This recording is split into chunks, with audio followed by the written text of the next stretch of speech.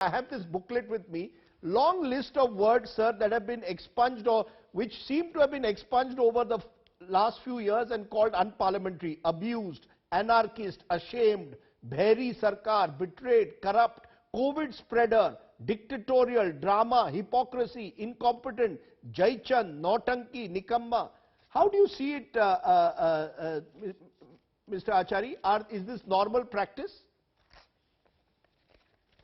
See, this kind of a list containing these unparliamentary expressions has always existed in the Lok Sabha. Because we have, in fact, you know, we had published one such list in 2010 when I was the Secretary General. In fact, it started from perhaps in 1954, and then we used to periodically update it. So that process has always gone on in the Lok Sabha. So nothing unusual. So nothing unusual about no, this. Nothing. So far as the bringing out of the list is concerned, there is nothing unusual. It has been updated periodically. Now I think I'm told by the people there that perhaps they are bringing out this list every year. That means they are updating it every year. Right. Now, that is about the list. But then, if you look at the words and expressions which have been listed out in this list, I would say that some of the words, you know, which have been listed out as unparliamentary are like, for example, corruption. Now, of course, it is true that a member cannot call another member corrupt. That is not allowed. Let us understand the basic concept about this. You know, in Parliament, you should not use an expression which should be derogatory to the dignity of the House. Right. So that is the benchmark. And therefore, the Speaker has been given the power under the rules to examine a word used by a member and decide whether it is unparliamentary, and if it is unparliamentary, naturally he will put it out of the record. That is what he's always done. Okay, so you're saying the context is important, and you can't reduce the dignity of the House by using personal remarks about the other side. So if someone, for example, says this is a Jumla Jivi Sarkar or a Nikammi Sarkar, can the opposition call the government a Nikammi Sarkar, a useless government?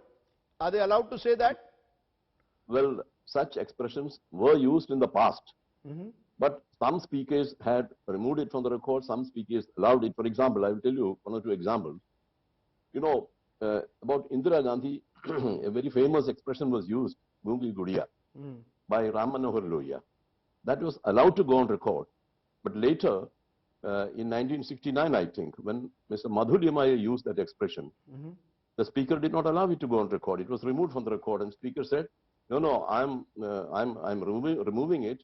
Doesn't mean, I mean, it was the fact that it was used doesn't mean that I did not do it." So you're saying it's purely subjective. The Speaker will decide whether Gungi Gudiya was used against Indira Gandhi in 67. It was allowed. In 69, it was not allowed. So whether the word Nikammi Sarkar or Jumle Bazi is to be used will be decided by the Speaker. Am I correct? By the Speaker. There is no hard and fast rule. No, it was actually such expressions were used sometime or the other. Now, for example, I will just give you an example, another example. You know, when Sardar Soren Singh was a minister, he was replying to a question during question hour. Right. And then question hour was almost ending because it ends at 12 o'clock. And then Mr. Hukumchand Kachwa, a member of the Janasangh, in those days it was Janasangh, he stood up and said, "Adhyash Mahodaya, 12 baj gaye." Now, you know, the minister objected to that. Then Mr. Kachwa, the Speaker, intervened. The Speaker told Mr. Kachwa to withdraw that and say sorry. Normally, it is a very innocuous kind of comment. If anybody says 12 baj gaye exactly at 12 o'clock, it doesn't mean any offense. But in that context, when the minister, right, because it meant something, you know, that is the kind of context, you know, in which I want to stop you there because I think you've given us a sense of why it's important. The context matters more than the manner in which words and the manner in which words are used. And as you said, the speaker has a large amount of discretion. PTT Achari, thank you very much for giving us a historical perspective to the use of unparliamentary words. We were hoping to be joined by Rakesh Sinha of the BJP. Also joining us at this moment is Supriya Shrinate, the Congress's spokesperson. Supriya Shrinate, did your party, like as I said with the Trinamool Congress, jump the gun? The speaker is saying none of these words are banned, but the context in which they are used is important. And therefore focus on the context. You can use these words, but you cannot use them to have personal abuse. Personal abuse is not accepted in Parliament, is what the speaker is saying. The first and foremost person who should actually apologize for personal abuse should be Mr. Modi, because his machinery, his men, his troll army attacks everybody irrespective of whether you're in the opposition or not. If you question him, forget about that. I have only a question to ask.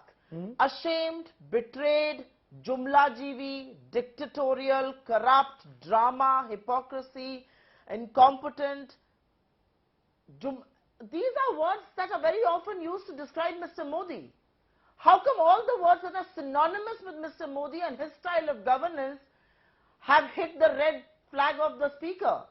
And the speaker should not come and tell that these are not banned. If it's a part of a booklet, it will obviously be expunged. No, this is an annual booklet. This is an annual booklet, ma'am, of words that are expunged. This is an annual booklet. The speaker is saying it doesn't mean that you can't. Now, you use a word like Khalistani, it depends on the context in which you use it. If you call an opposition member or the opposition member calls someone a government or a Khalistani sympathizer, it may be expunged. The context matters.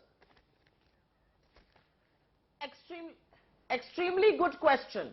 Will Ravi Shankar Prasad and Piyush Goyal stand up and apologize to the House when the House convenes, because they repeatedly call the farmers protesting Khalistanis on record in television interviews and within the House? Are they going to apologize? That's the first point I want to ask.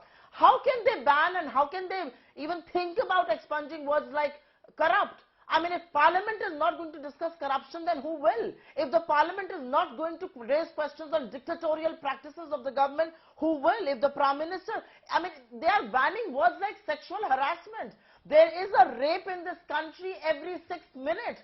You think women should not have a voice in the discourse in Parliament? Okay. These should not be called out? The word sexual harassment was expunged in the specific... No, 1 minute, ma'am.